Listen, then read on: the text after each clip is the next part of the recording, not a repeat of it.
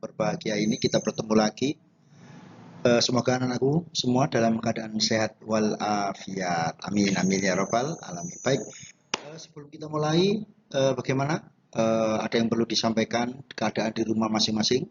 Saya yakin, saya doakan kalian semua sehat semua, orang tua juga sehat. Baik, kita masuk pada bab 6, sejarah peradaban Islam Daulah Abbasiyah, ya.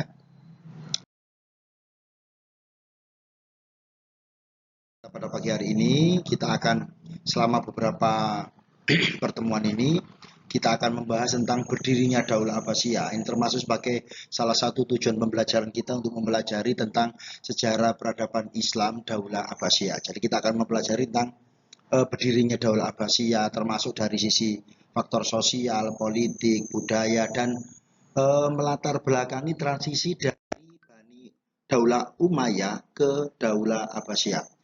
Lalu kalian nanti akan belajar untuk menyebutkan nama-nama khalifah, mengenal nama-nama khalifah pada masa Daulah Abbasiyah berkuasa.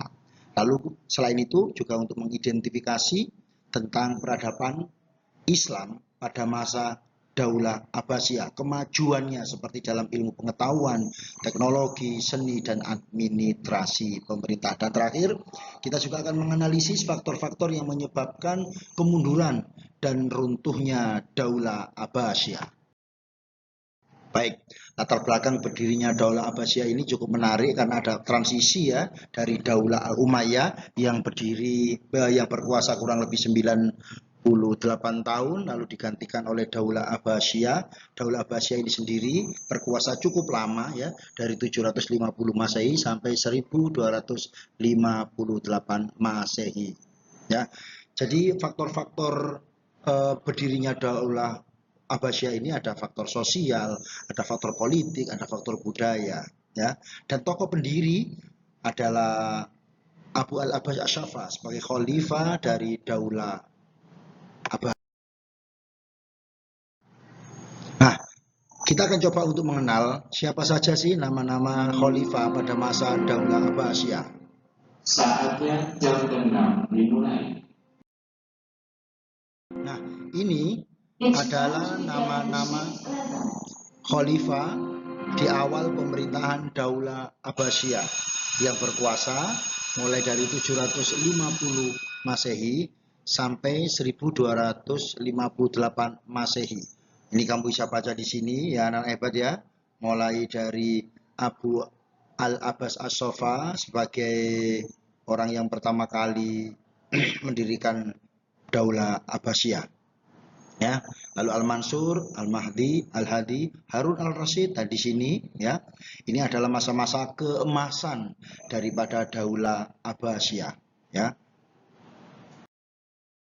Lalu ini adalah nama-nama khalifah setelah perang salib dan invasi Mongol, tepatnya di masa pemerintahan Al-Mutasim 1242 sampai 1258, khalifah terakhir dari Daulah Abbasiyah yang memerintah di Baghdad yang dihancurkan oleh invasi Mongol pada 1258 Masehi.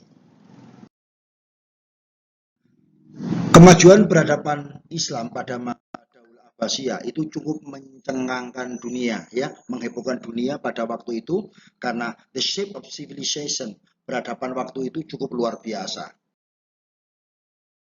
Ilmu pengetahuan ya di masa Daulah Harun al-Rasyid khususnya itu berdiri sebuah rumah kebijakan atau yang dikenal dengan Bait al-Hikmah. Bagaimana Baitul Hikmah atau Bait al-Hikmah ini melahirkan tokoh-tokoh yang terkenal seperti Muhammad al-Khawarizmi, Ibnu Sina, Al-Farabi ya. Dari teknologi itu muncul perkembangan teknologi tentang ilmu navigasi dan astronomi. Dari ilmu seni mampu menghasilkan arsitektur yang megah seperti Masjid Al-Mutawakkal di Samarra. Ini merupakan puncak masa keemasan pada masa Daulah Abbasiyah di era kepemimpinan Harun. Lalu juga perlunya kita belajar tentang faktor-faktor kemunduran dan runtuhnya Daulah Abbasiyah. Ada dua faktor yang menyebabkan Daulah Abbasiyah ini runtuh, faktor eksternal dan faktor internal. Faktor internal, lemahnya kepemimpinan pada masa akhir sehingga diserang, dihancurkan oleh Mongol. lalu konflik internal dan perebutan kekuasaan yang luar biasa di tubuh keluarga internal Daulah Abbasiyah waktu itu. Lalu faktor eksternal, invasi bangsa Mongol yang meruntuhkan, menyerang, ya, sehingga kepemimpinan daulah terakhir berhasil dikalahkan oleh invasi bangsa Mongol. Lalu munculnya kekuatan baru dari dinasti Seljuk dan Fatimiyah. Tidak kalah penting pengaruh ekonomi, yaitu penurunan perdagangan karena akibat jalur perdagangan terganggu. Anak-anak hebat, sekelumit, nanti kita diskusi lebih banyak. Ingat, jas merah, tetap semangat, dan jadilah pembentuk peradaban Islam sesuai dengan zamanmu. Mari kita pelajari bagaimana peradaban Islam Daulah Abbasiyah bisa berkembang dan mewarnai peradaban dunia waktu itu. Salam sehat, salam tangguh. Assalamualaikum warahmatullahi wabarakatuh.